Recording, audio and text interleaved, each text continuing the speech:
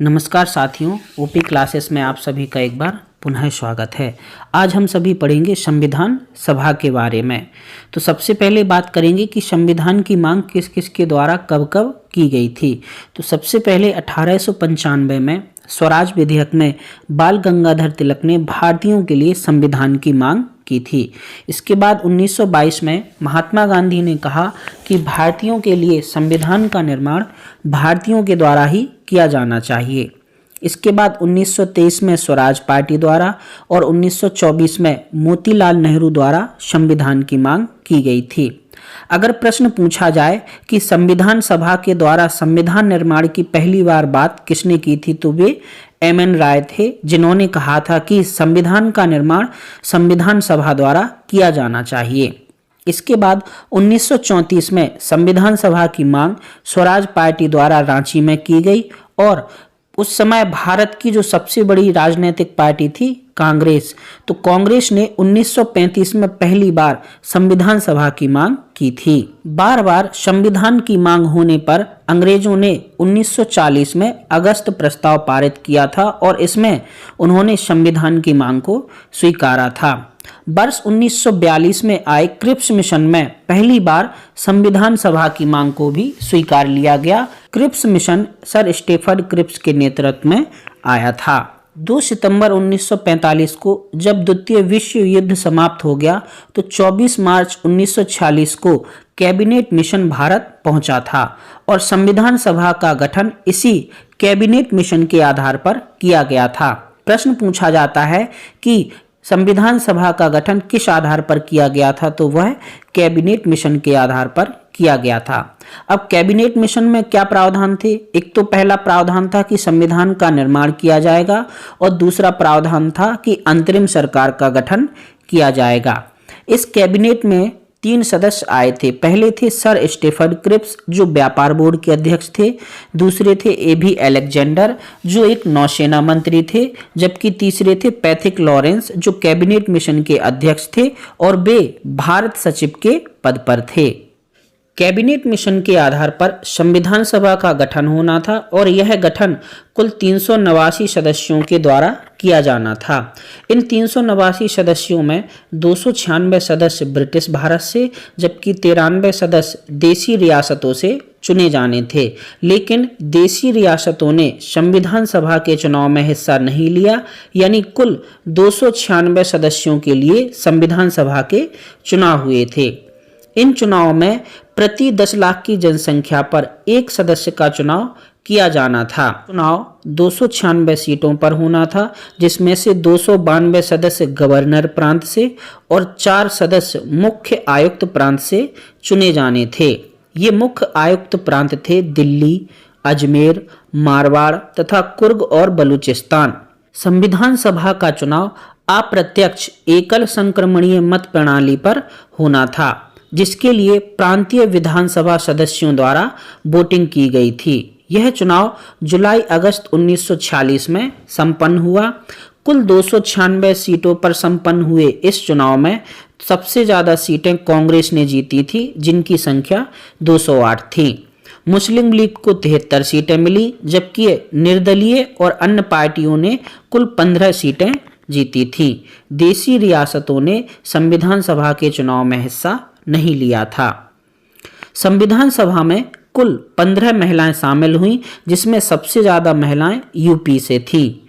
UP से शामिल होने वाली महिलाओं में पूर्णिमा बनर्जी, सुचेता कृपलानी, कमला चौधरी, बेगम रसूल और विजय लक्ष्मी पंडित शामिल थी। सरोजनी नायडू ने बिहार का नेतृत्व किया।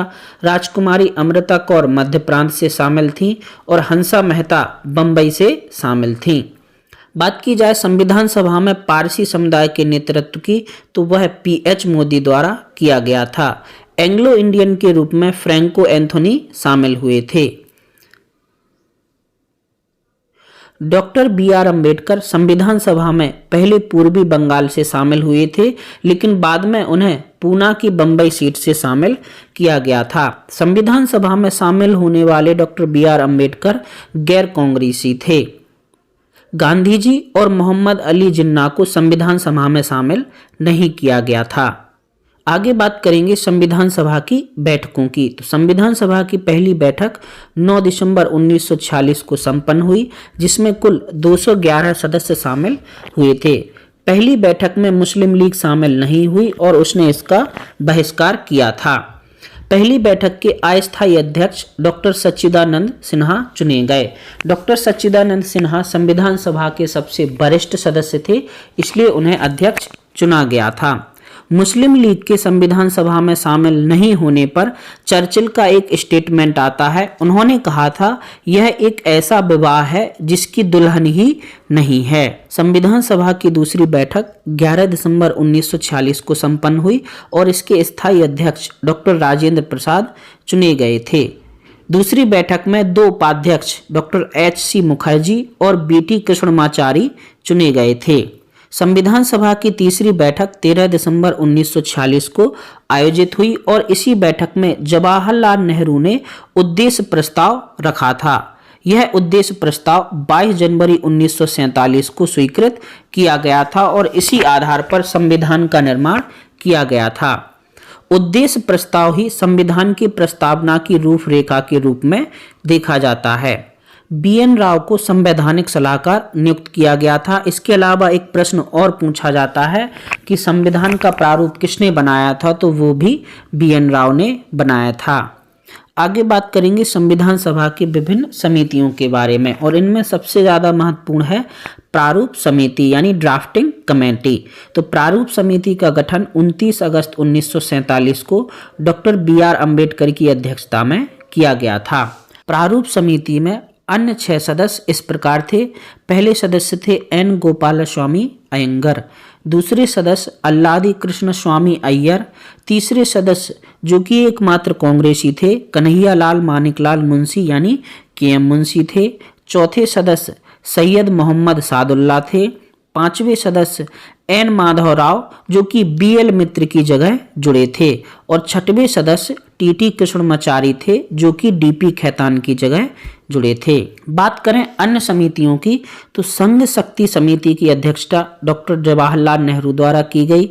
संघीय संविधान समिति की अध्यक्षता ये भी डॉक्टर जवाहरलाल नेहरू द्वारा की गई।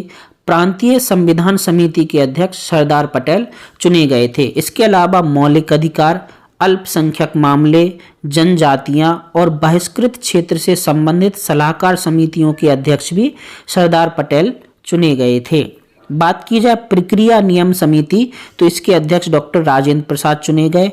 राज्यों के लिए जो समिति बनाई थी उसके अध्यक्ष भी डॉक्टर जवाहरलाल नेहरू थे। आगे बात करेंगे संघ संचालन समिति जो कि एक महत्वपूर्ण समिति है। इसके अध्यक्ष डॉक्टर राजेंद्र प्रसाद चुने गए थे। डॉक्टर राजेंद्र प्रसाद को झंडा समिति यानी राष्ट्रीय ध्वज समिति, रियासत समिति और नियम समिति का अध्यक्ष भी चुना गया था। इसके अलावा कार्य संचालन समिति जो कि एक महत्वपूर्ण समिति थी, इसके अध्यक्ष KM मुंशी चुने गए थे। संविधान निर्माण में महत्वपूर्ण तथ्य तो संविधान का निर्माण 2 वर्ष 11 माह 18 दिन में हुआ था। कुल 60 से अधिक देशों के संविधान का अध्ययन किया गया था। 11 सत्र आयोजित किए गए थे। अगर बात की जाए अंतिम बैठक मिलाकर तो कुल सत्र 12 हो जाते हैं। अंतिम वाचन जो कि 26 नवंबर को संपूर्ण हुआ था, उससे पहले 14 दिन बहस चली थी। संविधान पर कुल 284 हस्ताक्षर हुए थे और संविधान में कुल 1,17,369 शब्दों का प्रयोग किया गया था। अंतिम रूप से अंगीकृत संविधान में 395 अनुच्छेद, 22 भाग और 8 अनुसूचियां थीं। आगे जानेंगे संविधान के वाचन। तो संविधान के कुल 3 वाचन हुए थे। पहला वाचन 4 नवंबर 1948 से 9 नवंबर 1948 के मध्य आयोजित हुआ। दूसरा वाचन 15 नवंबर 1948 से 17 अक्टूबर 1949 के बीच आयोजित हुआ था, जो कि सबसे लंबा वाचन था। तीसरा वाचन 14 नवंबर 1949 से 26 नवंबर 1949 के बीच आयोजित हुआ था और संविधान पूर्ण रूप से 26 नवंबर 1949 को बनकर तैयार हुआ और इसी दिन हमारा संविधान अंगीकृत किया गया। 26 नवंबर 1949 को कुल 16 अनुच्छेद लागू किए गए थे। ये अनुच्छेद नागरिकता, निर्वाचन और संसदीय प्रणाली से संबंधित थे। बात की जाए संविधान के लेखन कार्य की तो यह प्रेम बिहारी नारायण रायजादा द्वारा किया गया था। संविधान के लिए प्रतीक मोहर के रूप में हाथी को चुना गया था। मुख्य प्रारूपकार एल.एन. मुखर्जी चुने गए थे। संविधान के लिए चित्रकारी का काम नंदलाल बोस द्वारा किया गया था। वर्तमान में संविधान की मूल लिपि नाइट्रोजन गैस के चैम्बर में रखी गई है। संविधान सभा की अंतिम बैठक 24 जनवरी 1950 को आयोजित हुई थी और इसी दिन भारत का राष्ट्रगान जन गण मन, भारत का राष्ट्रगीत वंदे मातरम और भारत के राष्ट्रपति डॉक्टर राजेंद्र प्रसाद चुने गए थे।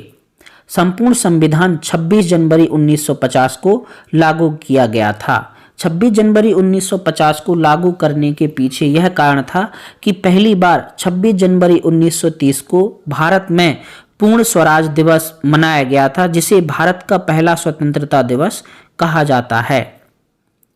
आगे बात करेंगे कि संविधान सभा से जुड़ी कुछ स्टेटमेंट आते हैं तो उनको देख ले रहे हैं। जैसे संविधान सभा को अपवहन समिति किसने कहा है, तो वे हैं निराजुद्दीन अहमद। दूसरा स्टेटमेंट है कि संविधान सभा ही कांग्रेस है और कांग्रेस ही संविधान है, तो ये जी ऑस्टिन यानी ग्रेनविल ऑस्टिन का स्टेटमेंट है। लॉर्ड विस्काउंट ने संविधान सभा को हिंदुओं का निकाय कहा था। इसके अलावा संविधान सभा को अर्ध संघीय संविधान केसी व्हीयर ने कहा था। वकीलों का स्वर्ग यानी संविधान को या संविधान सभा को वकीलों का स्वर्ग सर आइवर जेनिंग्स ने कहा था। क्लास देखने के बाद आप सभी कमेंट जरूर किया करें, जिससे ये पता चले कि हाँ, आपको दिया जा रहा कंटेंट आपको पसंद आ रहा है कि नहीं।